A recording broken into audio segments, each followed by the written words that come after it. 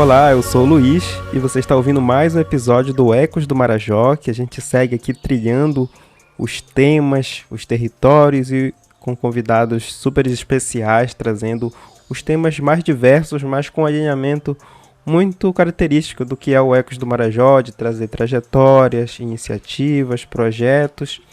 E hoje a gente vai falar de uma daquelas iniciativas que se propõe a ir para além dos muros da universidade, como a gente fala, até mesmo muitas vezes de forma figurada, mas de fato a iniciativa que a gente vai falar hoje se propôs a sair de fato desses meios acadêmicos da pesquisa científica e alcançar territórios, comunidades tradicionais, crianças. Isso aconteceu muito pela própria trajetória do nosso convidado de hoje, que é o Melquisedeque, que vai falar um pouco sobre a sua trajetória. Ele que é doutorando em zoologia pela UFPA, pesquisador do Museu Paraense Emílio Guild. Então ele tem uma trajetória muito bacana que ele vai compartilhar com a gente, mas também sobre seus projetos relacionados ao Marajó, com o projeto Guardiões do Marajó, que é muito interessante e tem tudo a ver com os temas que a gente já debate aqui. Então, Melquisedeque, seja bem-vindo ao Ecos do Marajó. Para começar, gostaria que você se apresentasse aos nossos ouvintes e, em seguida, nos contasse o que é o projeto Guardiões do Marajó e como que surgiu essa iniciativa. Olá, Luiz. Muito obrigado. Olá, você que está nos ouvindo. Eu me chamo Melquisedeque, sou o primeiro de 6 filhos de Dona Maria do Socorro e seu Junivaldo, casal de pescadores artesanais que há mais de 20 anos moram em São Sebastião da Boa Vista, mas que são de Moaná, ambos municípios localizados na região ocidental do arquipélago do Marajó. Eu fui criado às margens dos rios e florestas e criado no meio das tradições marajoaras de quem vive na parte ocidental do arquipélago. Eu sou o primeiro da minha família a ingressar no ensino superior. Em 2017, após terminar o meu ensino médio numa escola estadual em São Sebastião da Boa Vista, eu ingressei no curso de Ciências Naturais na Universidade Federal do Pará, onde também, ao concluir o curso com laurea acadêmica, eu ingressei no mestrado em Zoologia pela UFPA, de um programa de pós-graduação em Zoologia, que é convênio com o Museu Paraense Emílio Guild. Nesse intervalo de tempo também fiz uma especialização em análise ambiental e atualmente eu estou na metade do meu doutorado em Zoologia. Eu estudo a taxonomia de insetos, que é a parte da ciência que descreve novas espécies, dá nome a novas espécies, mas também faz a classificação desses organismos. E eu estudo um grupo muito específico de insetos, são chamados vespas sociais, mas comumente aqui para nós amazônidas conhecemos como cabas. Ao ingressar à universidade e esse processo de mudança, onde eu saio do interior, das margens dos rios, e tem toda aquela tranquilidade da vida ribeirinha marajoara, para vir a Belém para estudar, enfrentar essa mudança foi um processo bem difícil, mas eu contei com a ajuda de pessoas que apareceram, que surgiram na minha vida, que foram fundamentais. A minha tia Flávia e o seu esposo Antônio, e posteriormente a pastora Maria do Carmo e seu esposo Charles, foram as pessoas que no começo dessa mudança para Belém me receberam e foram fundamentais para que eu pudesse continuar na universidade. Além disso, durante a minha graduação, eu fui assistido pelos programas de permanência e moradia da Universidade Federal do Pará, que me permitiram concluir os meus estudos com êxito, onde eu fui formado em 2021 com laurea acadêmica. Ao ingressar todo esse universo que é a universidade, se deparar com toda a infraestrutura que até então eu não tinha conhecimento, eu começo a criar um sentimento de preciso levar isso e divulgar isso para as pessoas de onde eu cresci, especialmente para os jovens e adolescentes. E no finalzinho do mestrado, eu fui selecionado para fazer parte de um programa chamado Access Amazon, que ensinava inglês para jovens ribeirinhos, amazônidas e indígenas do Brasil. O programa financiado pela Embaixada dos Estados Unidos, no seu final tinha um projeto onde os alunos tinham que criar uma ideia que conversasse com a parte social, especialmente de seus territórios de origem. E é nesse finalzinho do mestrado, por meio desse projeto, que surge a ideia dos Guardiões do Marajó.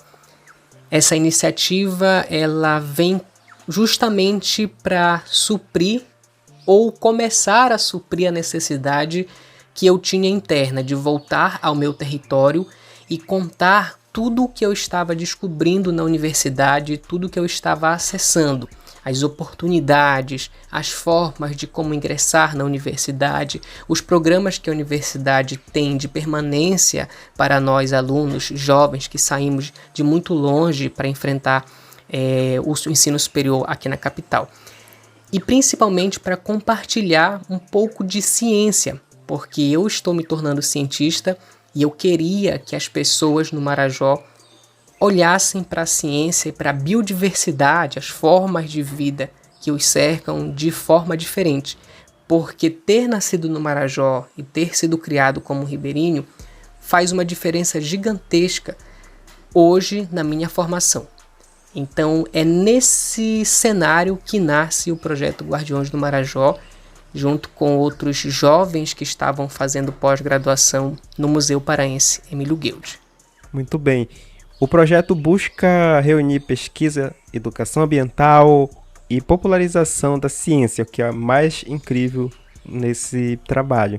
Eu queria que tu contasse pra gente como vocês conseguem aproximar a ciência das comunidades e do público em geral. Qual a tática de vocês? Esse processo de aproximar a ciência das comunidades e do público marajoara, ele nem sempre é tão fácil. Mas como nós trabalhamos com a popularização da ciência, com pesquisa, educação ambiental, com foco principalmente na biodiversidade, nós temos um fator muito favorável às nossas atividades, que é o seguinte: as pessoas têm contato direto diariamente com plantas, com animais, com fungos, e elas trazem muitas informações para a gente. Nessa atividade que foi recém-criada no projeto, que é chamada Ciência na Praça, nós damos muito valor ao que as pessoas vão nos contar. Então todos os coordenadores das sessões que fazem parte do Ciência na Praça, eles prezam muito pela curiosidade das pessoas e pela conversa inicial que elas vão trazer para a gente. Normalmente é uma curiosidade, é alguma informação que elas querem saber se é verdade ou se é mentira. E nesse processo a gente consegue compartilhar conceitos que são muito teóricos, mas que por essas populações terem acesso diariamente à biodiversidade, a gente consegue traduzir, de certa forma, esses conceitos que são muito complexos para um cotidiano com exemplos, né, na prática, que as pessoas convivem diariamente, né? E principalmente fazendo esse processo de escuta, né?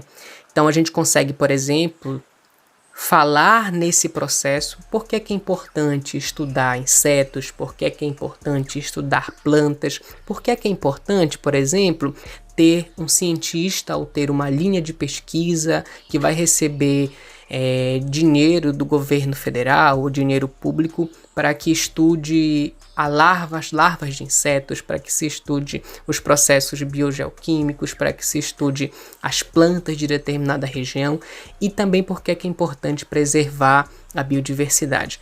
Esse processo de fazer essa aproximação do conhecimento, ele não só gera essa conexão com as pessoas, porque elas se sentem valorizadas por causa do conhecimento que elas têm, que é muito importante, e tal qual os conhecimentos que são produzidos nas academias, esse conhecimento tradicional é valorizado. E é nesse processo que a gente consegue aproximar as pessoas da ciência, e aí elas entendem por que é importante termos cientistas que se debruçam sobre o estudo da biodiversidade. Certo. A gente observa também que iniciativas como tem a revista, né, no formato de games, tem a exposição, Ciência na Praça, a gente pôde conferir alguma dessas iniciativas que vocês fazem, muito interessante, e parabéns desde já. Mas como que essas ações ajudam a despertar interesse das crianças e jovens pela ciência, né? Que é tão incrível, eu acho, quando os projetos têm essa capacidade de ir na base. Como que vocês utilizam isso? Como que funciona? Essas formas, tanto a revista de games do projeto Guardiões do Marajó, tanto quanto oficinas que nós realizamos com o uso de inteligência artificial, oficinas sobre como trabalha um entomólogo na Amazônia e mais recentemente o Ciência na Praça, eles têm uma força muito grande de mostrar para as crianças e para os jovens como trabalha um cientista. E uma coisa muito legal do projeto é que, por exemplo, atualmente nós temos 3 coordenadores que são do arquipélago do Marajó.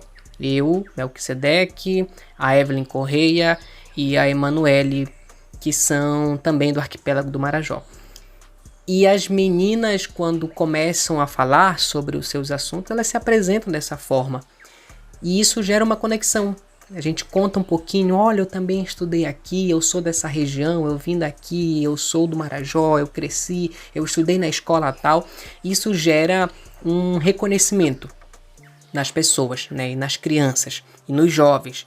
E também nós falamos isso, né? Nós despertamos esse interesse de dizer, olha, você também pode ser um cientista, você também pode se tornar um futuro pesquisador de aves, um futuro pesquisador de plantas, de fungos.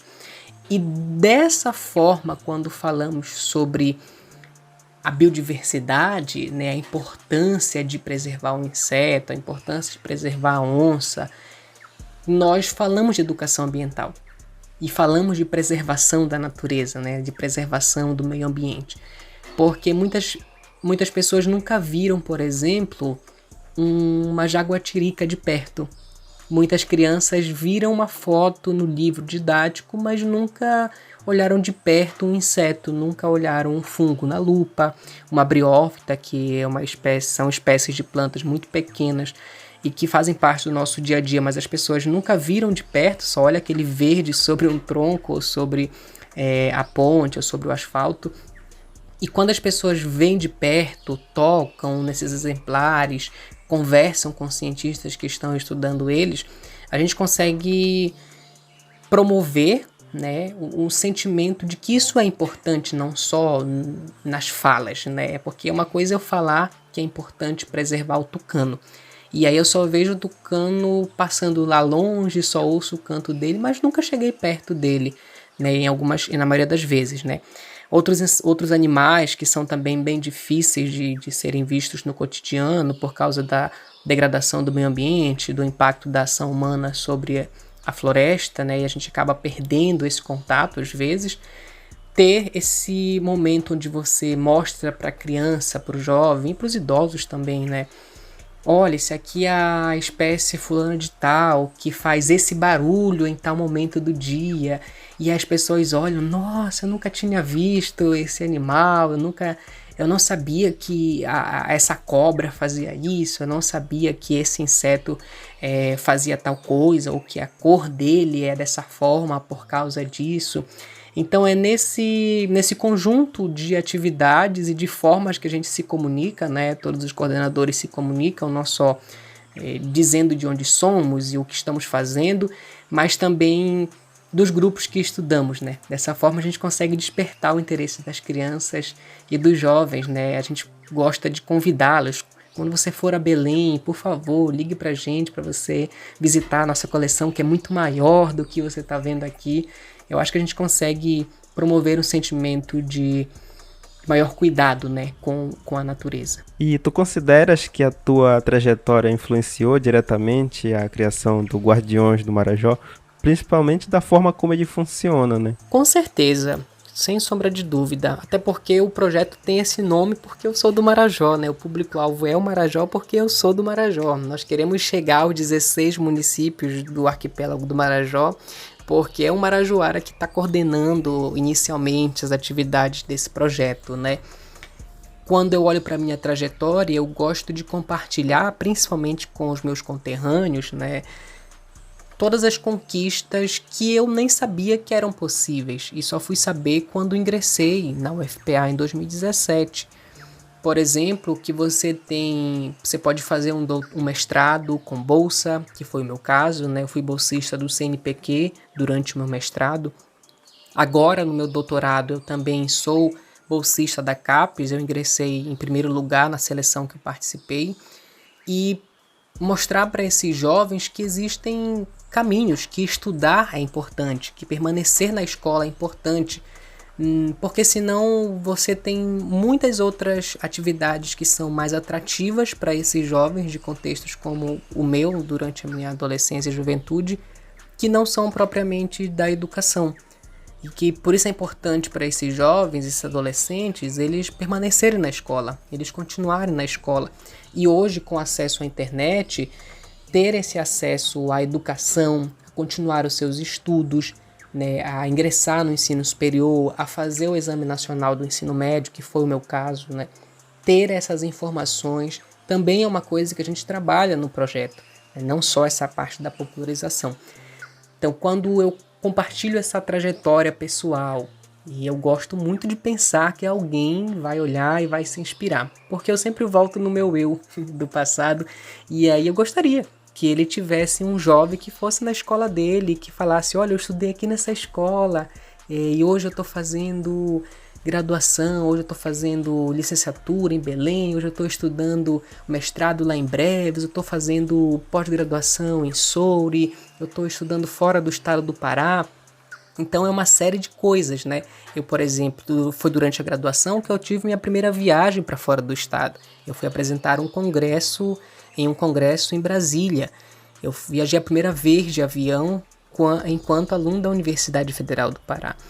E a universidade me proporcionou uma série de descobertas pessoais também, que foram extremamente importantes para o meu amadurecimento enquanto pessoa, propriamente dito, mas enquanto profissional também.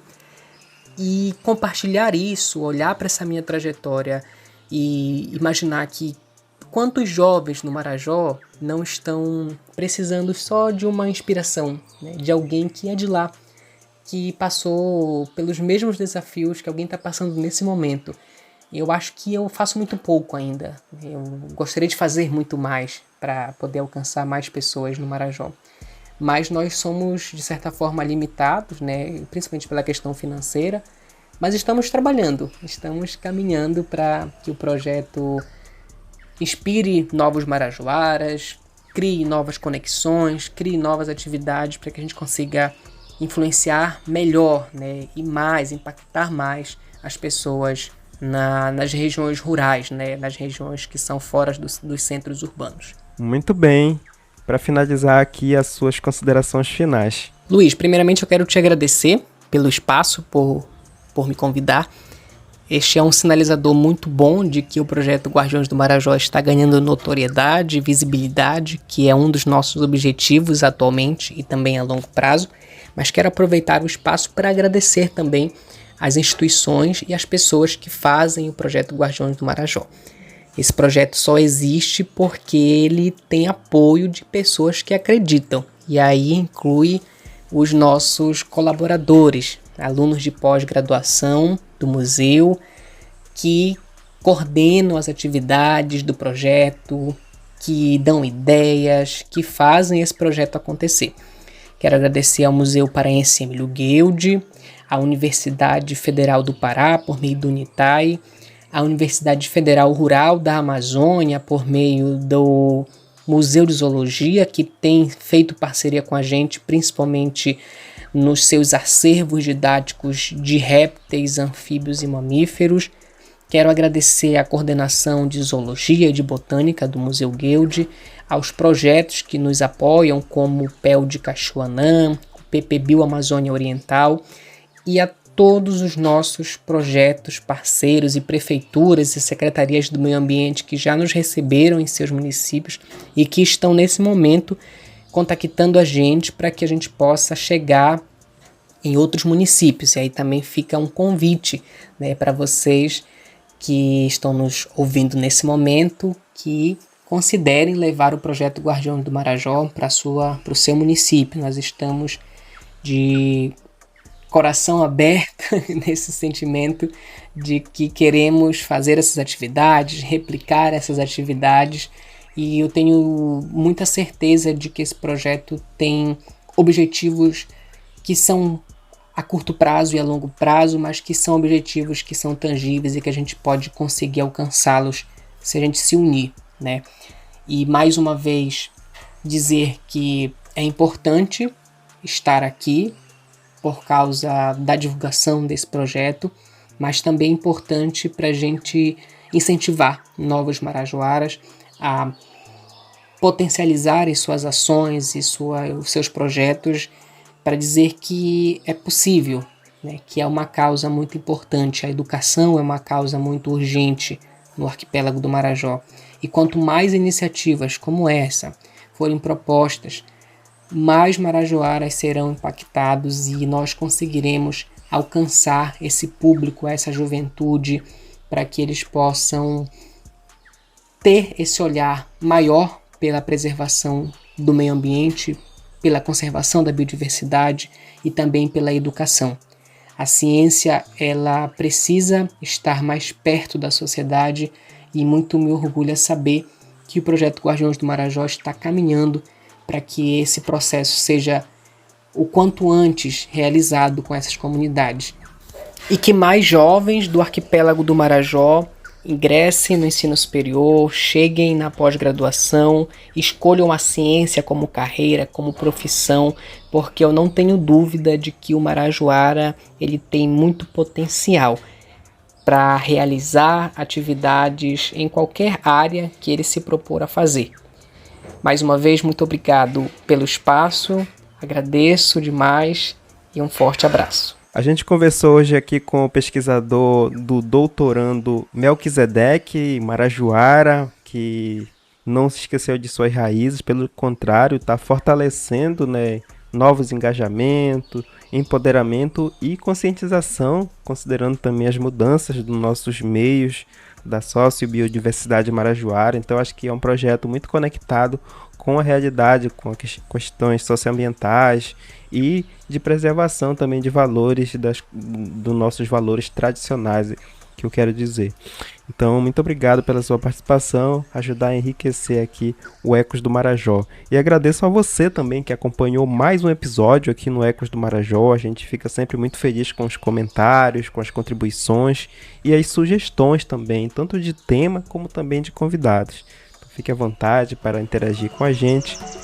Um forte abraço a todos e até o próximo episódio. Tchau, tchau.